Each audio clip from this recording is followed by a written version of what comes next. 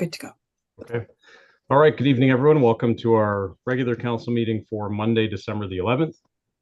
We're meeting virtually tonight. As you all can see, there's a show going on at the theater. So we'll finish our last meeting of 2023 virtually. Before we get started, we are going to play the national anthem. So if you're able, I would ask that you stand and join us.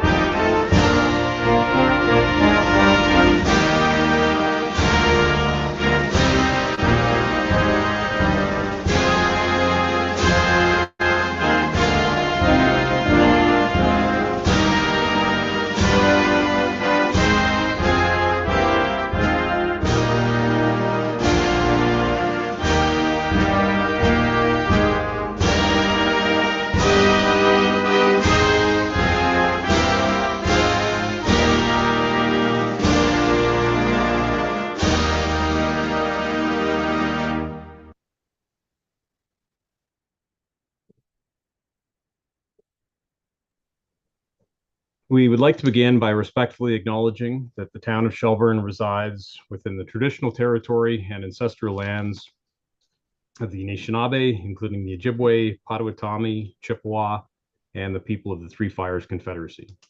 These traditional territories upon which we live, work, play, and learn are steeped in rich Indigenous history and traditions. It is with this statement that we declare to honor and respect the past and present connection of Indigenous peoples with this land, its waterways and resources. And we encourage residents to review the call to action information, which can be found by following the links on our website. One minor adjustment to our agenda for this evening, our CAO was under the weather. So item number 5, which is a report on traffic calming review, we're going to defer that until the January 8th meeting.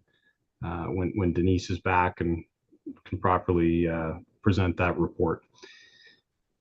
Any disclosures of pecuniary interest for this evening? Okay, seeing none, on to the minutes. Can I have a motion to adopt the minutes from our November 27th meeting as presented and circulated? Moved by Councillor Sample, seconded by Councillor Guichardi. Any discussion on those? All in favor? That's carried. Were there any questions submitted tonight, Jennifer? No questions. Okay, and nobody's joining us virtually? Okay. No, sir. All right, council inquiries. Any inquiries for tonight? No? Oh, Councillor Fegan. You're muted. Oh, you're muted there, Kyle. Sorry, just wondering if we can get an update on well 3 and what the progress is on its revitalization. Through your worship, I can answer that one if you like. Well 3 is progressing along. We have had the installation of our gas line. The property never had a gas supply before. That's strictly for the standby generator. That's been done. We were waiting on a major component, one of the master control panels or MCC panels for the building. That was a hold up with hydro installation. So we've received it. So now the hydro line can be pulled into the building and then the panel installed. Do it the other way around, it won't fit. So we're looking at early next year for completing that project and then getting into training with the Aqua staff as well as our own town staff. Since this system is going to take it to us to a treatment license, we have applied to the OWWCO. They classify systems. So there will be a switch for us up to a treatment license. So that will affect our operators, but that's underway right now and being reviewed. So we should be good to go in the first quarter of next year. We should be up and running. So. Okay. Councillor Cusharty? Yeah, just to follow up on that, if we could, there've been some concerns about the fencing that's blocking the trails at that well. I'm just wondering if there's a projection as to when that trail is going to be opened again, because there's currently fencing and some of the fencing's actually come down. So, through your worship, we did have one of the neighboring properties mention that to us. It is still technically an active construction site, so we've let the contractor know who has that contract for constructing the building to reinstate the siltation fence and some of the fencing that's been knocked down. The trail is a seasonal trail, so we won't be plowing it this winter anyway. And we do have the installation of screening trees that we're going to put in around that trail as well. We did try and press that to get it done this fall, but the contractor said that it was not the appropriate time to be doing it at this time, and they couldn't guarantee the health of the trees that would be installed. So that's been postponed until next spring. So we do that first, just so we don't have to damage the trail and then have to reinstate it again. We'll have that up and running as soon as the trees are installed. The trail will be completed immediately afterwards. okay, thanks, Jim. Okay. Councillor Bernardo? Quick question on the Fieldgate streets. I noticed that some of the streets seem to have their final paving done on them. Is that correct? And have we assumed some of the streets? And if so, when are the street signs going up? Through your worship, the developer has been pushing to get a number of streets, specifically the south end of the development, to top grade asphalt. They did do that. We have reviewed it and we found that acceptable. There are some issues with some other curb, sidewalk, that sort of thing. They did install the barrier median that goes down from the 89 highway or Main Street right down to the second entrance at the mall. That was a criteria that was laid out by the Ministry of Transportation, just so we didn't have issues with people trying to turn into McDonald's with the development fully built out, pushing people back onto MTO's roads and staging them out there, possibly causing an accident. So that was criteria that the Ministry of Transportation put out. And one of the final things they did before their top course asphalt, we haven't assumed the roads yet. We're working with our planning group, Steve Weaver, just to see what's appropriate to take at this time. Normally there's a maintenance period there a couple of years before we fully assume, but we figure we can hold back some of the credits that we have for that currently and just hold on to that in case there is an issue down the road. Then it can be looked at, repaired if there is any necessity for that. Anything north of Anishinaabe is still just base course asphalt because they're still working on those roads. They did squeeze in some line painting just with the very last nice day that they had there. So they do have some of the markings down, but it still needs to be fully reviewed and then get back to the developer. But I believe that's in the works right now. So the streets that are paved to what we call satisfactory, are they going to have street signs on? Through your worship, yes, there is a whole plan for street signs, whether they're regulatory signs, stop signs, that sort of thing, or the actual street signs for the road. So the developer is working on that as well. So, and with the fact that we have now on the south side have proper streets, is it possible to have a bus stop put in there? Through your worship, that was one of the reasons that we were looking at early assumption of those roads as well. So that's that will be another point there, that once we've assumed that section, we hold back some of the funds for the asphalt just in case. But then we do have that possibility that we can put the bus stop in there and not have issues with insurance, that sort of thing. Thank you. That's the end of my questions. Councillor Wagner. Thank you so much. Jim, just that medium that we were sort of talking about from 89 stretching down. I haven't driven over that way in a little while. I've walked to that plaza, but I haven't driven. So I'm not sure if there's been any installed, but will there be any signage on that median just to sort of tell people there's a median there when there's snow? Because I know people and I'm just expecting someone to drive up onto it. So just wondering if they, sometimes they put those stripy kind of signs that's almost like a caution, and maybe a one-way, something like that, like I don't know, an arrow that directs people down, but just something that sort of indicates that, hey, there is a median that starts like right here. Through your worship, it has been a while since I looked at the plan, but I'm almost positive that there is signage on there to let them know that you have to go out and around that median just so nobody hits it. So there'll be markings there in both directions, like incoming off of 89, as well as Ojibwe out past the plaza and towards Main Street. So. Perfect. Yeah. Just like I mentioned, I haven't driven by that yet or in a little while, but I know previously there was kind of nothing there. And I remember saying to myself, someone's going to drive over this when there's a lot of snow and they don't think that there's a median there. So just want to make sure that that's installed as soon as possible, if it isn't already. Okay, thanks so much. All right. Anything else? Okay.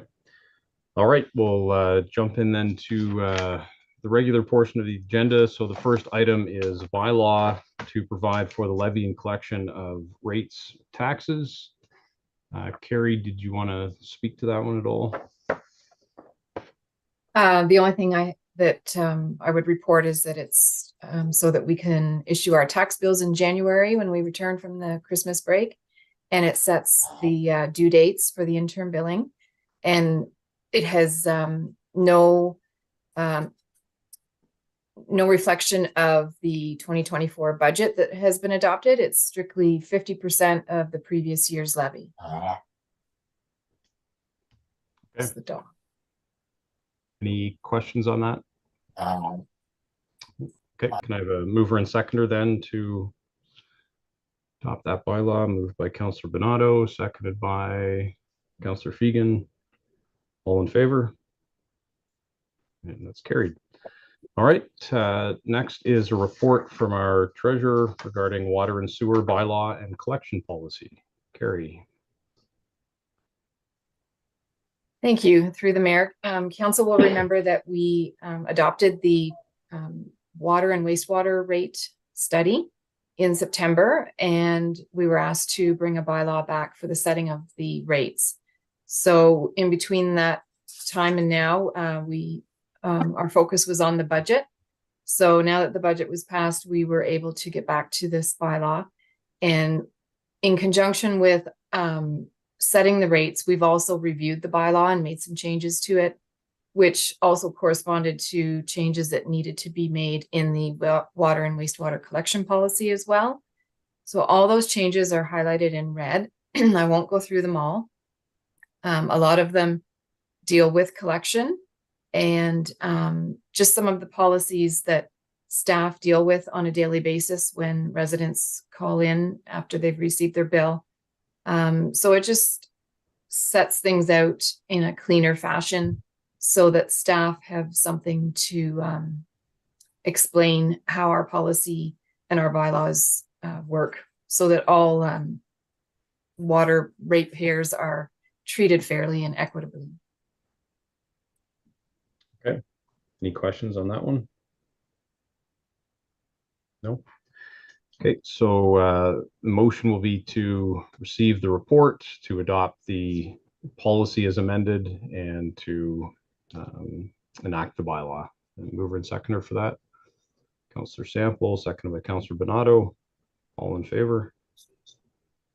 It's carried. All right, next is a report from our clerk regarding some updated user fee and charges. Jennifer. Thank you. Through your worship, Council sees this bylaw come forward every year. Every year, we usually index our user fees and charges. The user fees and charges proposed are not to be considered as revenue generating. They are intended to be cost recovery fees for services. So we had to issue an addendum to the report on Friday, and that inserted a table within Schedule B under Parks and Facilities for use of the Town Hall Art Gallery. Schedule A, our planning fee structure, incorporates a 2.5% increase in planning fees. And then Schedule B for Parks and Facilities, the remainder of the fees reflect a 5% increase. There are some new increased charges in there, $75. The key deposit has been increased. We've reinstated the sound and light board equipment fees, removed the mini fields as they were not used in 2022 or 2023. There's an additional picnic table fee added, and it includes fees. Sorry, I already said that includes fees for the Town Hall Art Gallery exhibition. Schedule C, administrative services. The majority of those remain unchanged. Photocopies has been increased to $2. Tax bill reprints have been changed from $35 to $10 per bill. Prior tax statements, $10 per statement. Schedule D remains unchanged, similar to Schedule E. Schedule F has been amended to reflect the water and wastewater bylaw that was just passed by council. And Schedule G reflects a 5% increase. All right. Any questions on that one? Councillor Sample? So, Jennifer, once we pass this will be going out to like the clubs that usually have dibs on it, like the soccer club and the baseball clubs and all that kind of stuff. They'll go out to them shortly here. I'm not sure if our Parks and Facilities clerk sends it out directly to them, but once they inquire for rental of fees, they will be given the new schedule. Awesome. Thank you. Thanks. Okay. Anybody else? Okay. Can I have a motion then to receive the report and to enact the bylaw setting the new rates and fees? Councillor Bernardo, seconded by Councillor Bishardi. All in favor? That's carried. All right. And number 4 is a bylaw to make 2 appointments to our Diversity, Equity, Inclusion, and Accessibility Committee. Is there a mover and seconder for that bylaw? Councillor Bernardo, seconded by Councillor Wagner. Any discussion on that one at all? Councillor Bernardo? Just quickly to let you know, it's difficult to get members to even apply for these committees. These 2 members are excellent by what we've seen on their resumes, and we're very glad to have them on the DEI committee. Unfortunately, we lost our chairperson at this point. He has resigned as the chairperson, but has taken leave of absence, and hopefully will continue with the committee. So, as I said, the committees were struggling with trying to get people to participate in them. Okay. All right. Sorry, Councillor Sample. Not so much on this one, just to follow up on the resignation of probably there's the same person that resigned from a couple other boards that I sit on also. So I'm assuming that we'll be posting for that. Well, those ones too. Is that what's going to happen here? With this person leaving the other committees too? Jennifer? Through your worship, what we're going to do is reevaluate the current members and what we have so far to date. And in the new year, we'll probably start fresh with new recruitment. Okay, thank you. Okay. All right, so we have a motion for this one. All in favor? That's carried. All right. And number 5, as I said, we're going to defer until the January 8th meeting when Denise is back with us. Are there any notices of motion for this evening? Nope. Okay. Anything on the communications list? Councillor Wagner? Thank you so much, Mary Mills. Yeah, I just wanted to pull out number 2. So after reading this, I just wanted to sort of shed some light on the reply that we got. Slightly disappointed that it doesn't seem to be very favorable. I'm concerned that the announced $200 million over 3 years to help municipalities repair, rehabilitate, and expand drinking water and wastewater infrastructure is insignificant and inadequate for most municipalities that, for their current needs requirement. It is recommended in the body of the letter by the Minister of Infrastructure to reach out to the federal government to advocate for and request additional funding for local infrastructure requirements. So I believe maybe we should send a letter of such, sort of in that regard. So hopefully other municipalities will also follow our lead, because as we know, we're not the only ones who are finding it challenging, I guess you could say, in funding this major area for growth. So yeah, that was just one of the ones that I wanted to bring forward. And I don't know how we go about this. I'm assuming we sort of allow town staff to draft something, but yeah, I feel like we should be drafting something to the federal government. Yeah, no, it's a good point. I think Denise and I are probably going to sit down in the new year and sort of take stock of this. But yeah, appealing to the federal government is something that's sort of been part of the provincial narrative for a couple of years too. So I wasn't shocked to see that part in there. That was part of the messaging we got a year and a half ago when I met with the infrastructure minister to say, while we're working with the feds to try to get, some funding packages together, that this shouldn't all be on us. Well, maybe not, but I think that the two upper tiers can sort that out amongst themselves. It shouldn't be left to the municipalities to go cap in hand. But anyways, yeah. Exactly. I was reading it and I was like, okay, well, same old. Councillor Guichardi and then Councillor Bernardo. Okay, thank you, Mayor Mills. And just to echo Councillor Wagner's disappointment, I find it rather disingenuous of the provincial government to decline to help. Oh, he went muted. You went muted, Len. Sorry. Self-censorship or what?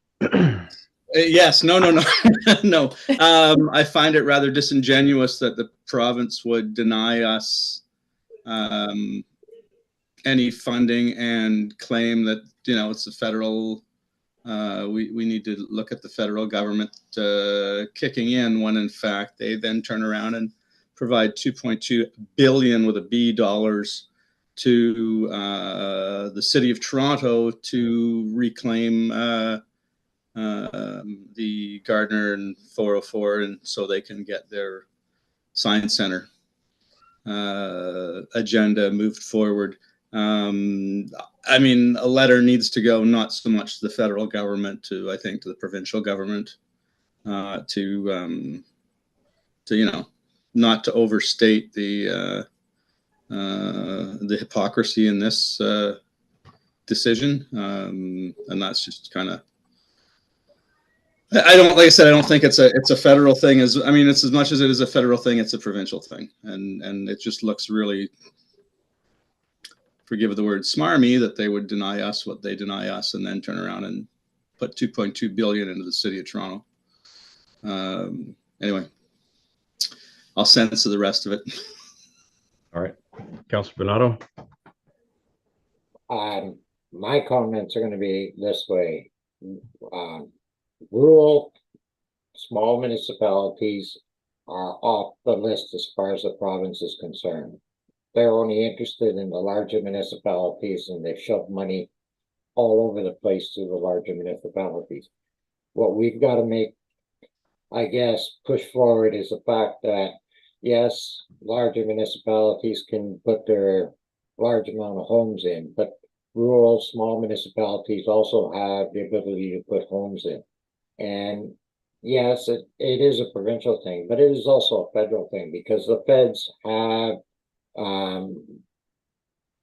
put forward, I don't know what kind of an agenda, but an agenda saying that there is a housing crisis. They know it. And we need to remind them that there is a housing crisis, a large one in Ontario, with the amount of influx of people that they keep bringing to Canada, both for whatever reasons, work or otherwise, and bringing these people in without giving them an opportunity for housing is ridiculous. And whether they go to big cities, they force people from the big cities in turn to move out to the smaller municipalities outside of the big cities, and there's no housing there for them when they do that. So both levels of government have a responsibility as far as I'm concerned, and the province for sure, and the Fed just as much.